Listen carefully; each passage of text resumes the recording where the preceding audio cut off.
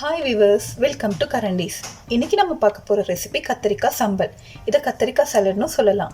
அதுக்கு தேவையான பொருட்கள் கத்திரிக்காய், தேங்காய் பால் கொஞ்சம், உப்பு, மிளகு, கருவேப்பிலை சின்னதாக நறுக்கி வச்சுருக்கேன், தக்காளி, வெங்காயம், பச்சை மிளகாய், எலுமிச்சப்பழம்.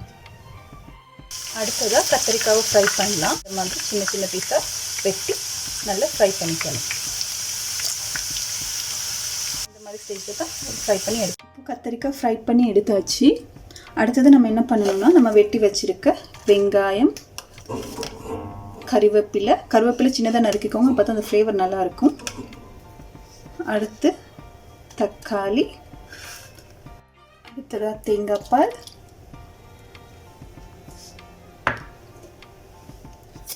உப்பு கொஞ்சம், உப்பு உங்கள் சுவைக்கு ஏற்ற மாதிரி போட்டுக்கோங்க.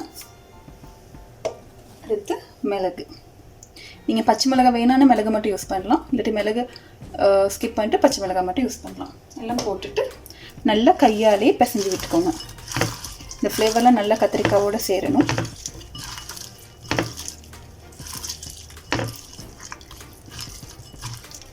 நல்லா மிக்ஸ் பண்ணி விடுங்க. முடிஞ்ச அந்த தக்காளி கடைசியாக எலுமிச்சம் பழத்தை மேலால் புழிஞ்சு விடலாம். அதையும் புழிஞ்சிட்டு திரும்ப கையால் மிக்ஸ் பண்ணி விடுங்க.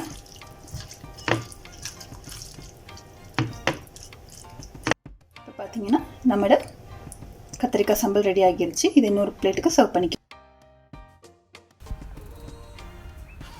இது மாதிரி ஈஸியான சலட் ரெசிபீஸ்க்கு Karan-Dees சப்ஸ்கிரைப் பண்ணுங்கள், பெல் ஐக்கனையும் கிளிக் பண்ணுங்கள்.